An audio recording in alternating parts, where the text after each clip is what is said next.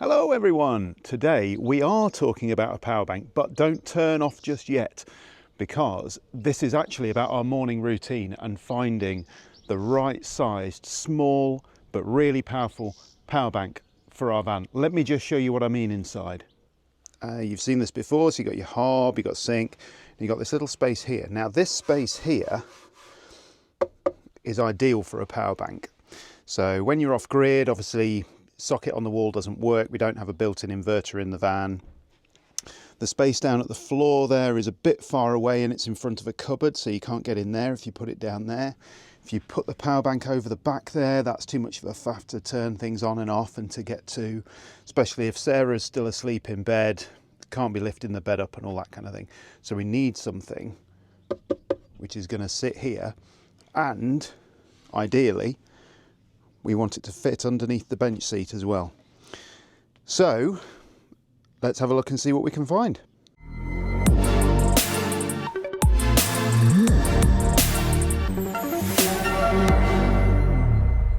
Right, so which one is it that we're going to be trying then? It is the one that fits in the space, basically, and that is this. So it's an AllPowers S700.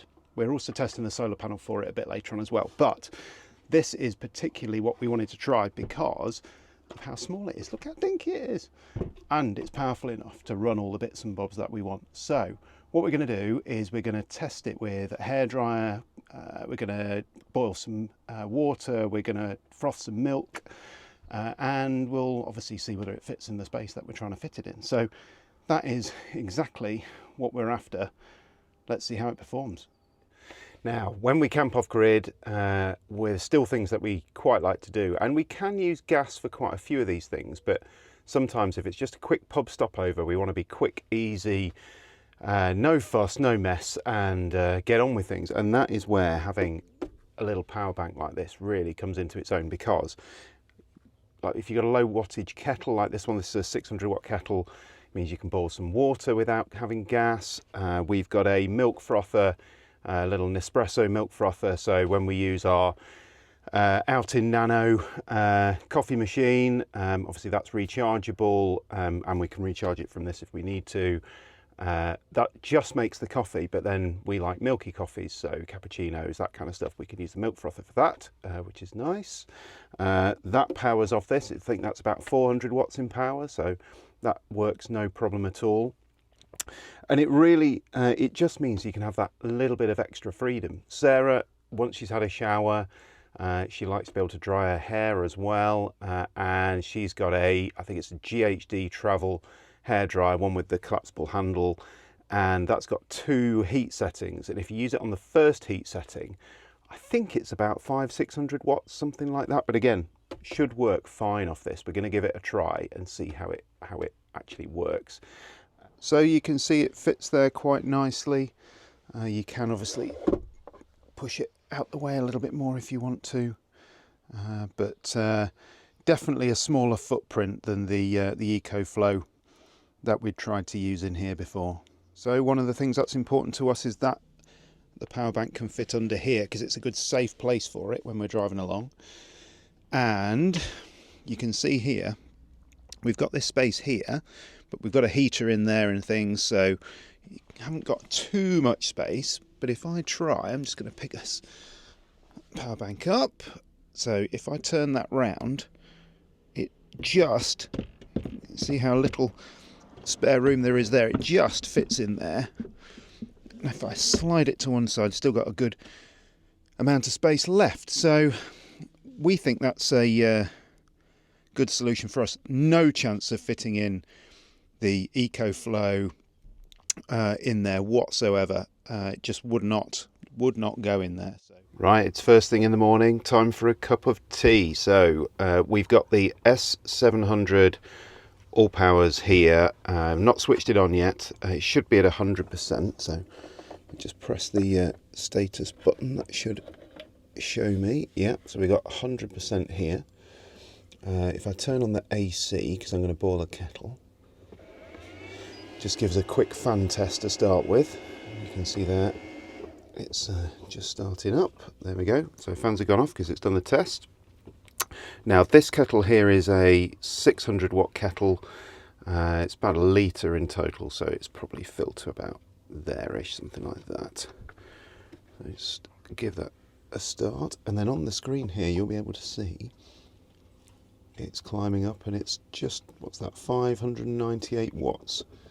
And this little AllPowers says it's got a 40-minute run time if we allowed it to continuously boil a kettle for this long. But let's let it boil the kettle. I'll be back in a second. Well, let's see what kind of power usage it's had out the battery, because I've deliberately charged it to 100% so we can see how long it takes to get this boiled. Okay, it's literally just finished boiling, and now we're on 93% of the battery left. So time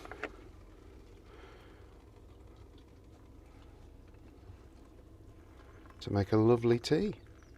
Right, so we've got our coffee set up ready to go. So I need to boil a bit more water. So first things first, let's turn the inverter on again. There we go. So just I've now only got a little bit of water in here because I only need it just for our outing nano, just to be able to make our coffee. Now this thing here, which is a Nespresso Aerocino, I think they call it, something like that. It's basically a little milk heater with a spinny spring inside, which just does your milk for you. So that's obviously 240 volt as well. Got that plugged into the unit. Can't use them both at the same time because that will trip it, but I don't really need to, because as soon as that's boiled, we're just going to then use the out-in to make the coffee, and I can get that all set up in the meantime. And once as soon as the kettle's boiled, I can start the milk frothing, and then we're ready to go. So the out-in's already charged. It charges using USB-C, which obviously you could charge from this power bank if you needed to. And incidentally, if you've got these Yeti cups, they fit perfectly to be able to brew from your out-in. Who knew? Didn't know that when we bought them. Right, let's let this kettle boil, and then we'll get sorted with some milk. That's the kettle just clicked off, so let's just do the coffee. So you bung a bit of hot water in the top here, pop that down, and then pop the lid back on, double tap that.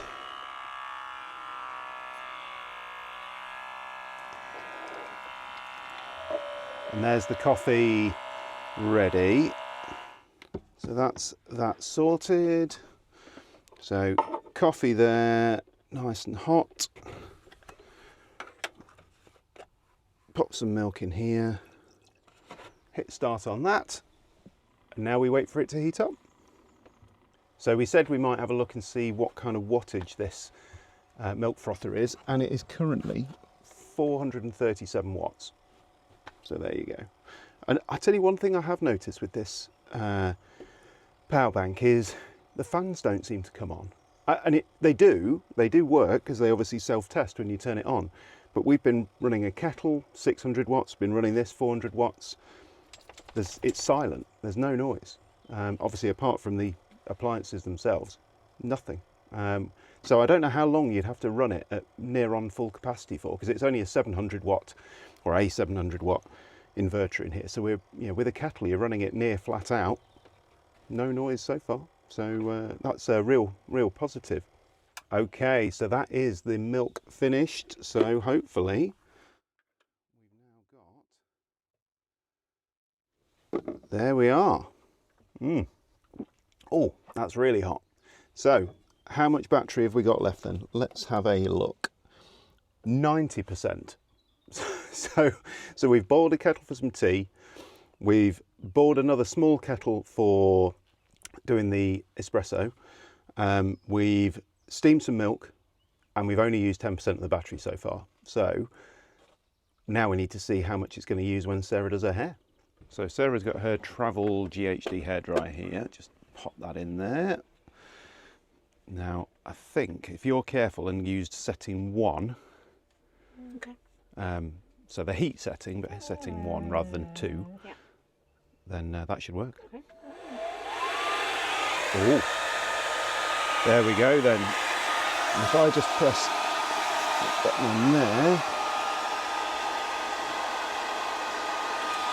you can see that that's 580 watts. That's good. So we're on 79%. All morning things completed. Very good. Right, so on to the solar panels then. Sun's come out, good time to give them a test. So this is part of a solar kit that you can get. So the S700, and this is an SP027 panel, which means nothing to anybody apart from AllPowers. But what it means to me is that it's 100 watts. So 100 watt solar panel. It's just 2 panels folded up into this little case. It's quite nifty. It's got these bits on the front which Velcro on, which is like a leg, so you can see how that comes out. And on the back of it, here, you've got this little pouch. And when you open that up, you've got your solar cables. So comes with the right Anderson connector to be able to plug into the power bank as you'd expect. First thing to do is get that out, and then you stand it up like this. So you unvelcro it, you can open it up there like that, pull these legs off the back and sit it down so it's got the right angle for the solar, and then all you do is just plug your power bank in. Well, we've been blessed, the sun has come out now, and on the panel we have now got 62 watts of power. So remember, these are 100 watt panels, 63 watts of power. It's still climbing. So really starting to see some power coming through these now. Just shows you that difference between shade, partial shade, and then that direct sun coming through. So 66 watts of power now. Remember, end of March, it's the power in the sun won't be at its absolute maximum. It did just peak at 69 watts then too. So actually probably pretty efficient panels by all accounts. Obviously they don't do so well in the shade, but gives you a good idea of what they're like. So in terms of putting these panels away when you're done and dusted, all you have to do, so literally just unplug from your power bank, grab your panels, fold them straight over, the legs close up anyway, and then all you have to do is just pop your cabling away, put all that lot in there, zip it all shut, and then you're good to go. So let's sum up then. This S700 from AllPowers is a fantastic unit. We love the fact of how small it is. We love the fact that it's still got a 600 watt inverter in it, so you can run kettle, hairdryer, milk frother, all the stuff that we would usually use it for in a morning. It works beautifully for that. It does have an external mains power supply, so if you're looking to charge this, it doesn't have the normal kettle lead. It does have an external power supply, but that's fine for us because we don't tend to charge it like that. So because you've seen how little it takes to do our morning routine with it, I think it took, what, 21% in total of the battery. We could do 2 or 3 nights off grid without even charging this up. And if we did want to charge it, remember you can charge it with USB-C as well. So we think it's an absolutely fantastic unit. This will be our new power bank that we're going to use in the van on an ongoing basis. Fits under the seat fine, doesn't take up much space, is powerful enough for everything that we need. The solar panels are a great bonus as well, to be able to leave it just outside your van charging up for free as well. Obviously another reason not to take the mains adapter with you too. So cracking job, AllPowers. Really think this is the business. Do check out the links in the description below for the current prices and current specs and everything else. Hopefully that's helpful. See you again soon for some more Campervan Time.